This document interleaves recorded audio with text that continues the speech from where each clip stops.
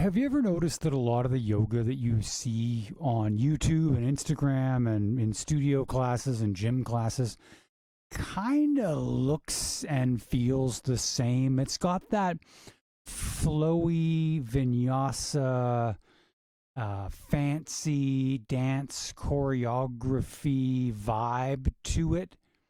Well, I have. And I'm curious. I'm a curious guy by nature. I got to wondering, where did this come from? Now, obviously, it's inspired by Ashtanga Vinyasa and Power Yoga, the styles that use sun salutations. But there's more to it than that. It's sort of deviated beyond just sun salutations. And I asked a question a little while ago. I said, where's the first person that did this reverse warrior two? Or like people call it like an exalted warrior, a proud warrior, or something like that. Where did that come from? And somebody said that came from Shiva Ray. And I was like, Shiva Ray? I remember Shiva Ray. Now, she's still teaching, fairly well-known teacher, based out of California. And I tracked down a video of hers from 2009. Now, why 2009, you ask? I'll tell you why. This was sort of the era of the yoga celebrity, and I have a suspicion that a lot of that dance-y vinyasa choreographed thing traces back to Shiva Ray. I got a feeling about that. But what I want to do today is take a look at a video from 2009. It's called Earth Flow Yoga, I can't remember. Earth Rise, Earth Grounding, Earth Flowing, whatever. You get the picture from Shiva Ray from 2009. I want to see if we can kind of like tease out some of the influences that went into developing this style and see if that holds true, if that is actually where a lot of the yoga today is coming from. I've got a suspicion that it is. Hi, everybody. By the way, my name's Colin. This is Yoga Mat Virtuoso. There. And, what I do is I look through YouTube videos and I try to find classes and teachers to examine and review, to find things that inspire, to find things that maybe need a little bit of refinement, to find things certainly to critique and criticize. And all with the aim of making yoga better, to our craft as yoga teachers, right? To get that peer review element that helps us all get better. And I think along the way, actually, will be very valuable for yoga students as well. Anyway, that's enough from me. Let's hand this over. Let's hand this over to Shiva here. I'd be surprised if that's her real name, by the way. But Shiva Ray, Earth Flow. Take it away, Shiva. Let's see what you got here. Namaste. We will begin standing for this grounding earth flow practice. Learn these foundation movements as the primary vinyasas of this DVD. So this was back in the days when yoga came out on DVDs, where it wasn't on YouTube. And in this DVD, I believe there was a menu of different classes you could choose from. And this is one of the first ones that's kind of like the grounding practice that's sort of giving you the foundations. Now, something that I want you to pick up on right away, look at the width of that stance. That's almost a full yoga mat's distance in terms of her feet. That's a very wide mountain pose. Now, in Ashtanga Vinyasa, the feet are taught mountain poses like feet right together. In Iyengar Yoga, feet more hips distance apart. So this is unusual. We're not quite sure why the feet are the way they are. Maybe she'll tell us. Exhale, release your hands towards the earth. Slowly inhale with Ujjayi, breathing from the base of your throat and drawing the hands up towards your heart, feeling the breath moving along the spine. As you exhale, relax your face, even bend the knees to open the base of the spine. Inhale, rising up from your feet to the pelvic floor. So we got two obvious influences going on right away. The first of which would be Ashtanga Vinyasa. She's encouraging this throaty ujjayi breathing thing, this like that kind of situation. A clear reference to ujjayi. And then, but also this hand movement that you don't see much of in any yoga tradition. In fact, you know where you find that? You find that in Tai Chi and Qigong practice. So, drawing influences from some martial arts, Tai Chi, Qigong style stuff there. So that's interesting.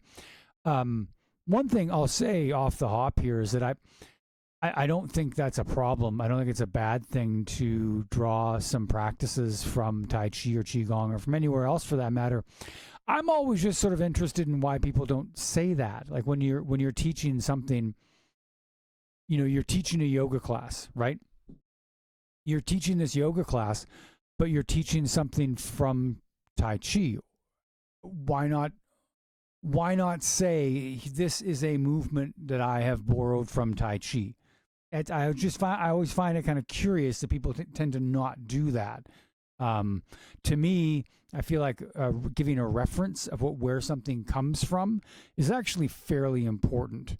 But then I'm an academic dork, so yeah, there's that. Explore the lower belly to the heart. And exhale, grounding, centering, exhaling through your mouth. Inhale. Exhaling through the mouth is not Ashtanga at all. So you hear the hissing sound of Ujjayi. There's definitely like a modified Ujjayi where there's this Ujjayi style inhalation, absolutely what's going on, but the exhalation through the mouth that's unique.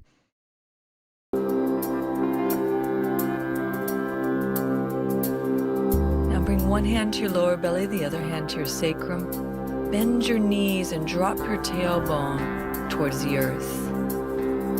Slowly, as you straighten, draw the lower belly to the spine and extend. Let's talk about this, maybe. Draw the lower belly to the spine, drop the tailbone to the earth. What it sounds like she's saying to me is do like a posterior pelvic tilt. Tilt the pelvis backwards. That's what I'm getting. Tilt the pelvis that way, backwards. Why? I have a theory. Do you want to hear my theory? Well, you're going to get it anyway. My theory is that in the 90s and 2000s, a lot of yoga teachers, women especially, were dancers and gymnasts and performing artists of different brands and strands. And a lot of them have this sort of pronounced anterior pelvic tilt, a big sway in the lumbar spine. And so when they stand in mountain pose, they're standing there with this big sway in their lower back. And teachers, my suspicion, like Swami Shivananda, B.K.S. Iyengar, Patabi Joyce, I don't know, all the sort of original sort of stream of teachers coming from India to America, when they saw these people standing this way, they were like, what are you doing? Why are you standing like that? What you need to do is move the pelvis back to try to get it back into more of a neutral position. So then all of these teachers were like, oh, that's the instruction. My teacher told me to tuck my tailbone, tuck the tail, right? They told me to do a posterior pelvic tilt. Therefore, I should instruct all my students to do a posterior pelvic tilt. Well, problem, right? Big problem. You're taking instructions that were tailored specifically to you and applying them as a universal, and that can't ever go wrong. These universal principles of alignment. What could go wrong? So your heels and crown of the head are extending away from each other. Bending the knees again. Feel this action of drawing up from your roots, expanding the heart. Exhale again. And you want to keep this. Yeah, like most people sit in desks most of the time, chairs and desks, and chairs and desks have a tendency to put you, and cars put you already into a posterior pelvic tilt. The pelvis tilts backwards. So instructing people to do more of that just makes no sense whatsoever. Zero. Exhale, feet together. Draw your hands down the center line. It's hilarious that her feet are like wider than a hip's distance for mountain pose. But then you go into a standing forward fold where a wide stance will be handy, and she's like, now put your feet together. Fold, bending your knees if you need to, or straight legs. Good cue. Rising again, hands Bending the knees if you need to, or straight legs. I like that. bowing, Uttanasana, neck relax. Use of Sanskrit there, some Uttanasana instead of just standing as like a standing forward fold. She says Uttanasana. I like that. Look how close her head is to her feet, though. Do me a little favor. Pause the video. Do a standing forward fold. See how close your head is to your feet. I promise you it's not like that. Now bring your hands underneath your shoulders and bring your knees down as you press your hands into the earth and spread your shoulders wide. Take your hips over your knees. She's got very hyperextendy elbows. Your knee into your navel, and exhale, take the knee back into Plankasana. Okay, that one she just made up. Plankasana is not, that's like a hybrid of English and Sanskrit. So she's like, not sure what the name for this one is. In workout classes, they call it a plank. This is a yoga class, so I'll say Plankasana. Inhale and exhale, expanding in the diagonal line into plank. Heels draw away from the heart. Inhale, rounding, letting the neck relax. That's kind of nice. So it's like a cat-cow in a plank. Kind of like that. Down through your hands. One more round. And then draw back with that lower belly engaged into downward dog. Very, Lift your heels. Very hangy downward dog. Right there. Look at that. So I'm not sure if you can you see this? There's this hammocking of the spine and a little like a almost sort of push down into the shoulders and armpits. So the armpits kind of puff here. If I were teaching this, I would probably say lift up here. So maybe even like hands on the upper back and say, now push your upper back into me so that these lower ribs here are actually drawing back this way. Just so you get a straight line that runs from the wrists to the hips, which is going to be much more structurally sound. Not going to feel as big and open and sort of magical, probably, but much more structurally sound downward dog. As you lift your heels, feel the inner and outer legs come alive, bending your knees to direct that energy into your lower belly. Now keeping the hips high, straighten your legs and slowly take your heels down. And either with straight legs or knees bent, keep pulling your hips back so the weight is in the center of your body. Okay, this is good. We like this. In this video series that I do, I'm constantly griping about people not actually teaching downward dog. She is teaching downward dog here. And what I want you to notice is that she did something very interesting. She did a really, really interesting thing, and I think we need to talk about it for a second. She said, what I want you to do is to feel the inner and outer thighs coming alive. Okay, so she first directs the student's attention to sensations in the legs. Then she says, now stretch the heels down, reach the hips back.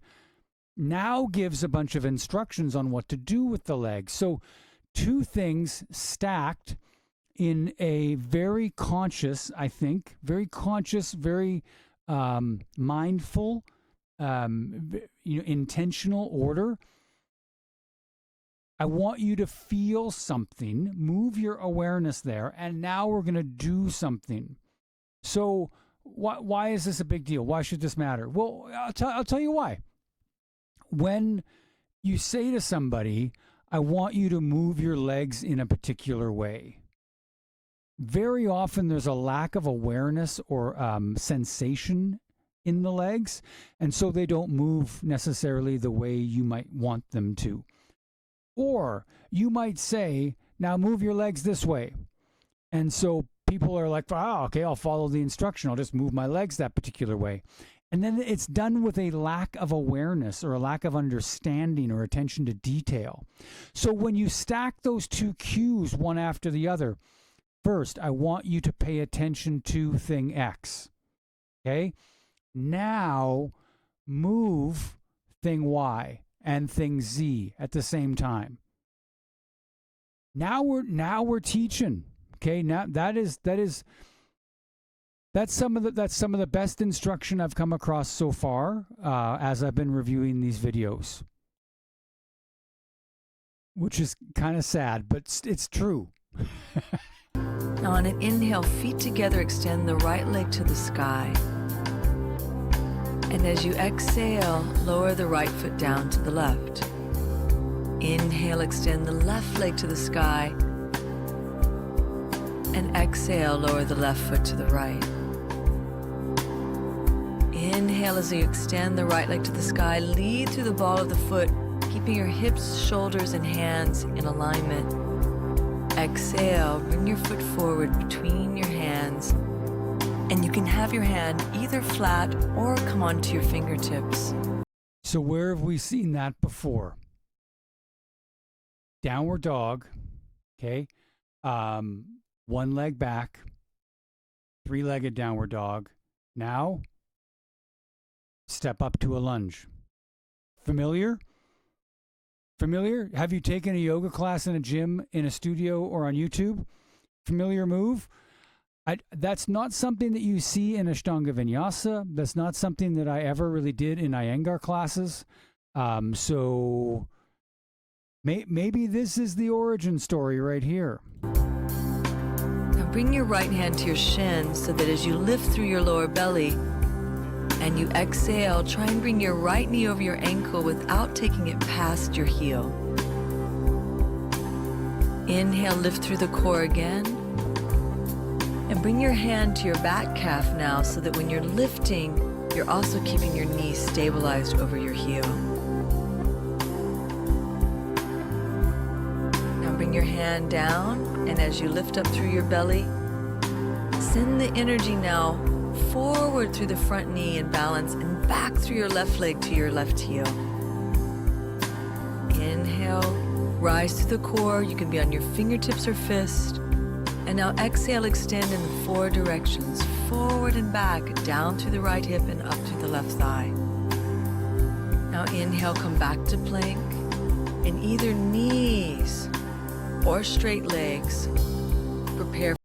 Sometimes I find the music on yoga videos to be horrendously annoying. This I find just freaking delightful. It's so nice.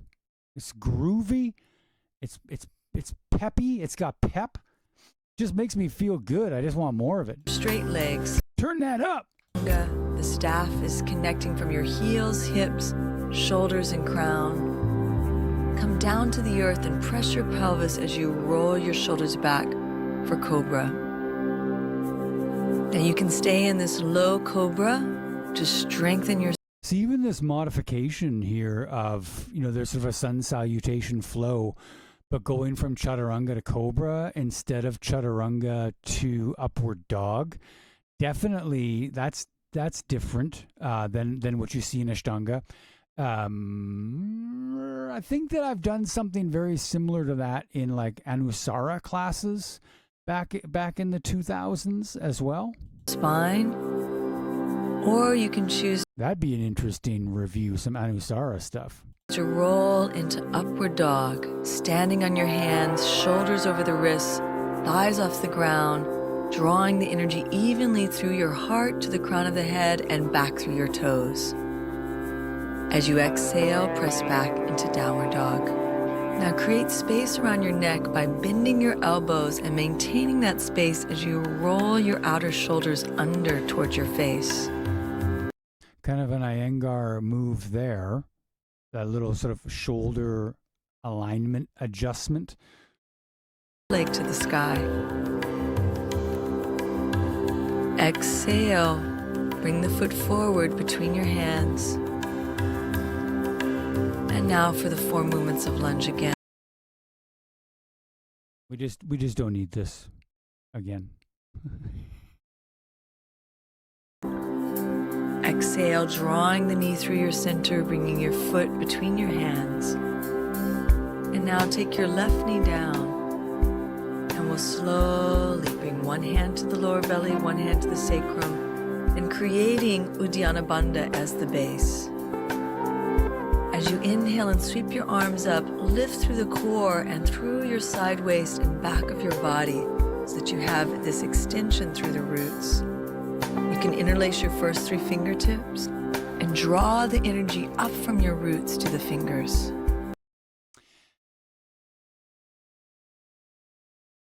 Okay, so here we found something.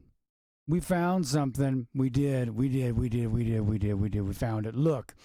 So she does something here that I think is quite representative of modern vinyasa yoga.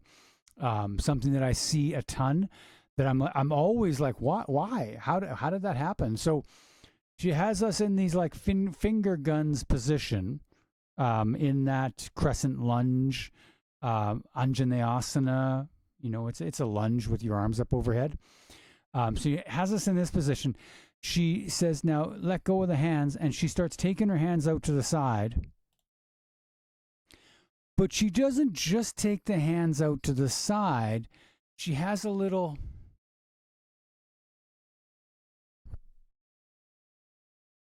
There's a little flare. See what I'm saying? There's a little something to it. There's a little something with the hands that's not simply taking your hands to the ground. So what I see a lot of in contemporary vinyasa yoga classes is this little bit of flavor or sass or color that's being put onto the hand movements that to me is purely aesthetic. It is to look a particular way. And my suspicion is in order to feel also a certain particular way. Exhale, take your hands down. And inhale. Don't get me Plankasana again. Plankasana. Don't get me twisted up here, though. I'm not saying I don't like it. I'm not saying it's bad if you do hand gestures and fancy hand movements when you practice. Why would I say that? That would be silly. I would never say that. But it's interesting, right? I don't see hand movements that way in many styles of yoga pre 1980s, 2000s, right? Which is, and this is what I'm talking about, is just sort of like almost this like template style. There they go again. And even the camera, look at the way the camera follows the hands. Are we interested in the pelvis, in the ribs, in the feet? Or are we interested in the hands? It's the hands. It's that jazz hands, you know? That's I think there's something there. This jazz hand situation. Exhale, bring it forward between your hands. Oh, word. I know, Shiva, I'm sorry I'm talking so much, but here's another one. Bring it forward. I've been wondering where that one came from, too. Bring it. That's a nice Ganesh. Look at that huge Ganesh statue. Wow. But bring it forward. What is it again? Inhale, go straight up through the core. This is just downward dog lunge. Downward dog lunge, back bend. Downward dog lunge, back bend. Opening. And that sounds familiar too, doesn't it? Like that is That is a ton of studio and gym style yoga classes. Exhale, bring your foot forward. Inhale, rise into Crescent Asana. Hands apart or interlaced. Exhale, interlace your hands behind you. Inhale, rising up. And exhale, down into Chaturanga now. Feeling the strength and relaxing into that opening, upward dog or cobra. And exhale, downward dog. Inhale, right leg extends again. Exhale, bring the foot forward between your hands. This time, take your back heel down and rise into Virabhadrasana 1. Keep the lunge base. Feel the extension from the lower belly to the fingertips. And as you exhale, bring your hands down and go through the vinyasa with consciousness. Exhale to Chaturanga. Draw your shoulders. There's another one is move through the vinyasa. Like as though that movement of Chaturanga up dog down dog is the vinyasa. I mean, that is a vinyasa for sure, but it's become at this point a thing where that movement has we're just calling that the vinyasa at this point. From one asana to the other. So as you exhale down, see if you can maintain the body action from one asana, one breath to the next. Nice Chaturanga. She never really says it, I don't think, but never dips her shoulders below her elbows. So maintaining kind of the integrity of her shoulder joints while she does Chaturanga. I like that. Hands. This time as you rise into Virabhadrasana 1, we'll go into another variation. Exhale. Bring your hands to your thigh. Take your left hand to your lower belly. And as you draw the energy to the core, roll your shoulders back so you can maintain the halfway point with core integrity. As your hands interlace behind you, exhale, bow, crown of the head to your inner ankle. And keep your tailbone to your back heel, opening the inner and outer hip. Shoulders stretch to the sky. As you inhale, take your arms up overhead. She does a very good job of providing cues. I can see why she got to be so popular as a teacher. Like I was talking in the last video about Keno McGregor, and I was not hearing a lot of really good cueing and good instructions. Shiva Ray has very good cueing throughout. Like as I'm listening to this, I know what she wants me to do, and I feel like I would not require the visual. Like I wouldn't need to see her in order to be able to do this class. And for me, that is always like that's a go-to for me. That's one of the things I'm really looking for in a yoga teacher is, do I need to see you in order to be able to follow the class? Because if I do, that tells me your cues are missing something. Clarity, arms stretch overhead. And exhale down in a flow, maintaining the rising energy underneath your body. Exhale, keep that into Chaturanga, and rise into upward dog or cobra. Exhale, downward dog. Bring your... Hey, by the way, if you're still watching and you haven't clicked like, get in there, right? Come on. Come on. That's ridiculous. Rise into Virabhadrasana 1. Exhale, interlace your hands. Dog.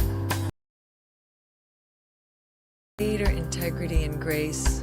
Bring the foot forward slowly between your hands. What I was saying about her downward dog earlier, that it's a little bit hangy, it's not that way when she stretches one leg back. So when she's in like that three-legged downward dog or Ekapada Adho Mukha Svanasana, the alignment from wrist to elbow to shoulder to hip to knee to heel is there. Really, really nice lines. Very good. I hope she does it again. We can take a look at it. Slowly rise. You see the chaturanga there, by the way, with the shoulder and elbow at the same height? Boom. Pressing back. Put your leg back. Put your leg back. She said press it back, though. Press it back. Your butt. Right leg to the sky. This time you can open your hip while keeping your shoulders even. And exhale, bring the foot forward, back heel down. No. Come up through your left arm, circling over the crown of your head for Virabhadrasana 2. Did you see that move right there? Did you see that one? Look at this now. Radiate your arms, radiate the energy evenly in 4 directions through your legs. Now keep that base and inhale into side warrior 2. Hey! There's that reverse warrior. She called it a side warrior 2. That's the one that I was like, where did this pose come from?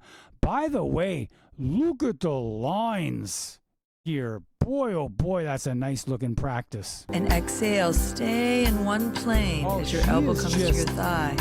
Roll the chest to the sky. She is just feeling it. Look at the circles. Yes. She is really doing it. Inhale. Exhale to chaturanga. Inhale, rise, enlivening the leg. That flowy dance-like hand gesture, arm movement thing. We're gonna get a master class in it right here. Let's check it out. Back heel down and rise into Virabhadrasana 2. So the same cycle. Exhale, draw the hands to the heart as you lift through the pelvic floor. Exhale, radiating the energy from the core. Inhale, reaching back into side warrior. Stay grounded through your left hip. I know it seems like I'm making fun, and I hope it doesn't seem that way. Like, it's not how I teach, but I get it. It looks really, really nice, and I bet it feels really, really nice too.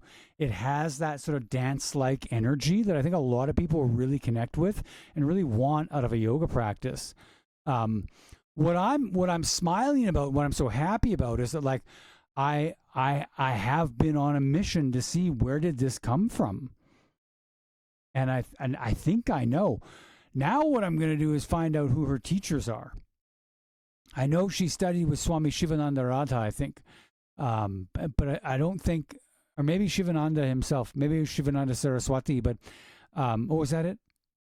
That is it. There's no Shavasana, huh? We're Shavasana-less? That's fine. It's cool. We don't need it because that's probably on another part of the video. So influences, okay? I think first off, super duper cool that we have this like blend, this hybridizing of Ashtanga, Tai Chi, Iyengar, and dance.